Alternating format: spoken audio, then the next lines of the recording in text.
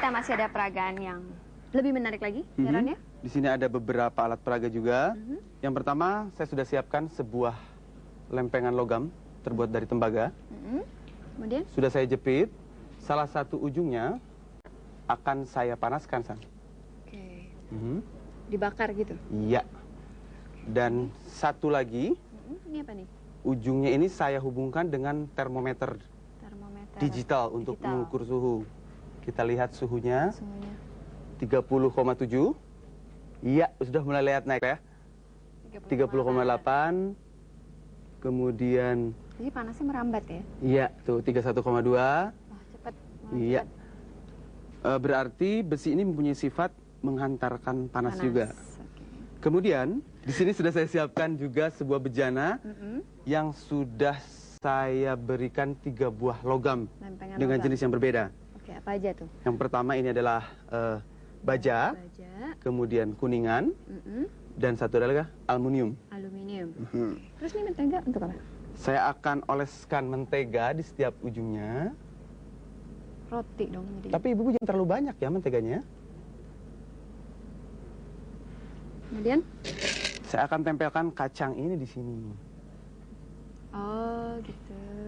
Untuk hiasan aja. Yang jadi pertanyaan untuk peserta adalah, jika ke dalam bak saya tuang air panas sampai ketiga lempengan logam ini terendam sebagian, kacang merah di logam mana yang akan jatuh terlebih dahulu?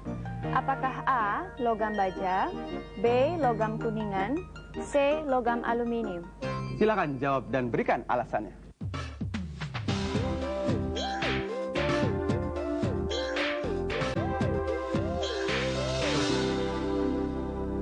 Kita lihat saja jawaban dari ketiga peserta kita.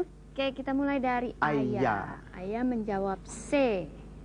Berarti aluminium. Aluminium. Penghantar yang lebih cepat. Oke. Kenapa?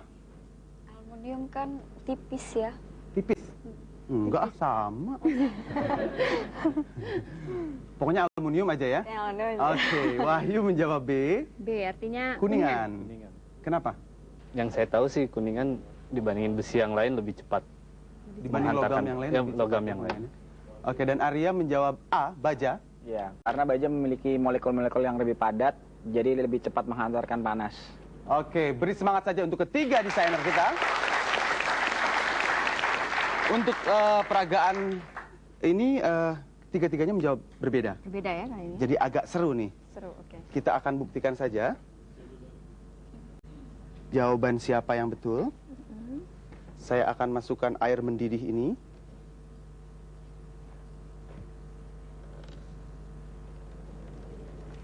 Kita lihat. Ya, masih belum ada yang jatuh, Ron.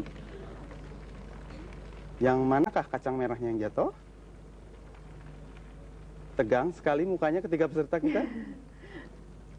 Apakah baja, kuningan, atau aluminium? Menteganya udah kelihatan lele ya? Yang 1, 2, ya ternyata aluminium.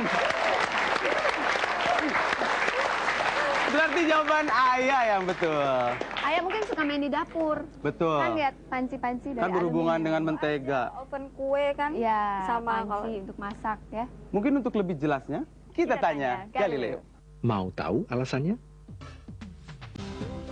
Batang logam adalah bahan konduktor yang dapat merambatkan panas. Apabila salah satu ujungnya dipanaskan, maka panas ini akan merambat ke ujung yang lain.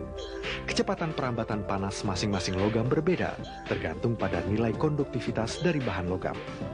Aluminium mempunyai konduktivitas terbesar jika dibandingkan dengan logam baja atau kuningan, hingga aluminium paling cepat menghantarkan panas. Itulah sebabnya kacang merah di batang aluminium lebih dulu jatuh.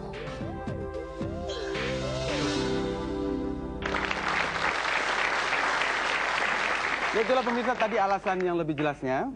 Walaupun tadi Ayah bilang aluminium lebih tipis katanya. Padahal enggak nih ya. Karena Ayah menjawab betul, berarti Ayah mendapatkan 1 maskot Galileo.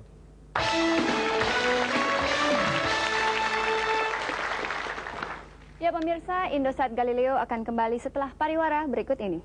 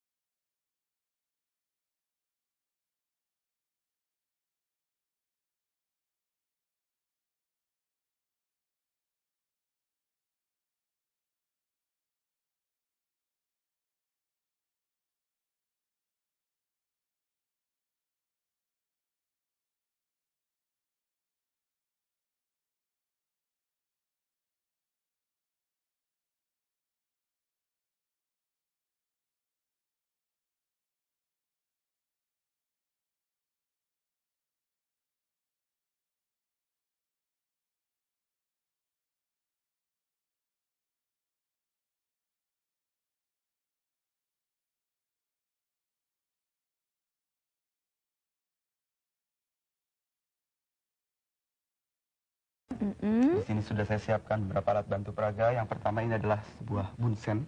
Bunsen. Bunsen ini adalah seperti kompor. Oh gitu. Nanti kita akan nyalakan. Kemudian sudah saya siapkan juga 2 buah bejana. Bejana. Diisi air dan agak dimiringkan. Kenapa miring sih, Ron? Ini nanti kalau kita bakar, biar perambatannya agak cepat. Oke. Karena waktunya kan kita terbatas nih. Terbatas ya. Oke. Kita akan coba di bejana yang pertama. Kemudian di dalam bejana ini nanti kita akan masukkan Apa? es batu. Nah, ini es batunya. Es batu biasa ya. Kita masukkan.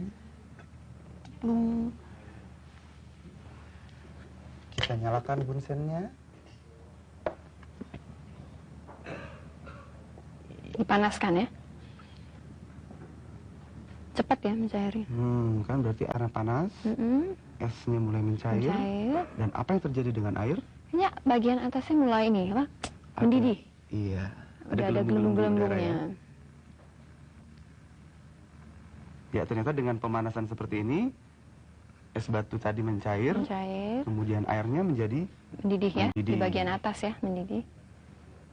Oke, sekarang kalau tadi kita masukkan, kita matiin dulu es bunsennya ya. Kita pindahin bunsennya. Oke. Oke. Nanti kita akan nyalakan juga bunsennya di sini. Masih pakai es batu? Pakai es batu juga, tapi kali ini es batunya kalau tadi kan terapung di permukaan air di bejana. Kalau sekarang kita coba es batunya kita masukkan, tapi kita tekan ke dalam kan. Kita akan tekan dengan alat bantu. Biar airnya diam di dasar bejana. Tapi ini alat bantunya tidak mempengaruhi ya, Ron ya? Enggak, karena itu kan sudah masih airnya berhubungan tetap. Masih berhubungan ya? Jadi Tidak tidak tertahan. terpisah. Oke. Sekarang yang akan ditanyakan adalah Apa yang akan terjadi bila tabung dengan posisi miring yang berisi air dan es batu ini ditempatkan di atas bunsen yang menyala? Apakah A. Es akan mencair sebelum ada bagian air yang mendidih? B. Air akan mendidih di bagian atas dan pada saat itu es batu akan mencair? C. Air akan mendidih di bagian bawah dan es batu mencair? D. Air akan mendidih di bagian atas tetapi es batu tidak akan mencair. Oke, silakan jawab dan berikan alasannya.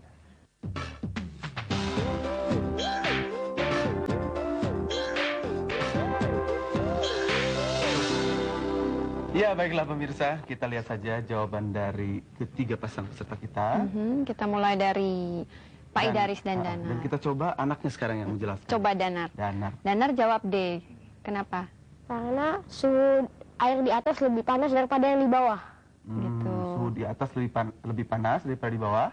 Jadi esnya Nggak mencair. Nggak mencair. Tapi airnya mendidih ya di bagian atas. kita beri semangat untuk Danar dong.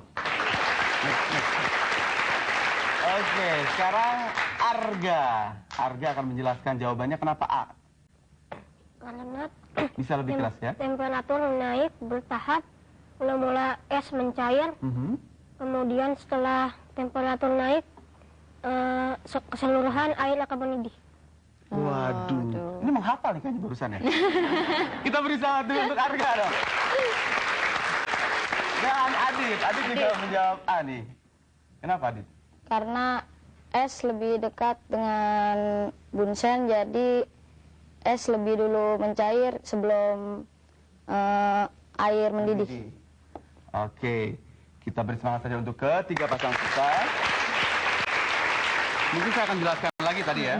Pada peragaan awal tadi esnya dia ngambang di atas, kemudian Yang bunsennya dibakar. diletakkan di Bawah. bawah. Yang akan jadi peragaan kedua atau pertanyaan untuk peserta tadi adalah Tadi esnya yang esnya di atas ya. Sekarang esnya di bawah. Aha, Tapi kita apinya ada di atas. lalu kita tekan ke dasar tabung. Iya. Esnya diam di dasar. Sekarang kita nyalakan bunsennya. Kita akan lihat jawaban siapa yang betul. Oke, mulai mendidih ya bagian atas. Esnya. Berarti sudah terbukti jawabannya adalah D.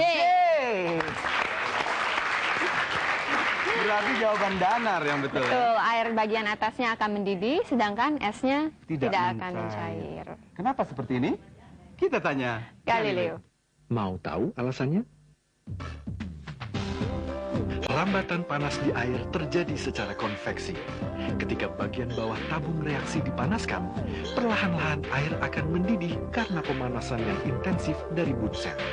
Sementara air di bagian bawah memanas, karena konduksi dari air sangat kecil, maka es di bagian atas tabung reaksi akan mencair lebih dulu. Tidak demikian halnya dengan es ketika berada di bagian bawah tabung reaksi. Ketika air pada bagian atas tabung ini dipanaskan, konveksi panas pada air praktis tidak terjadi. Pada bagian ataslah rapat massa air mengecil, sehingga bagian yang panas ini tetap berada di atas dan tidak ke bawah. Itulah sebabnya es batu di bagian dasar tabung tidak akan mencair, meskipun air pada bagian atas sudah mendidih.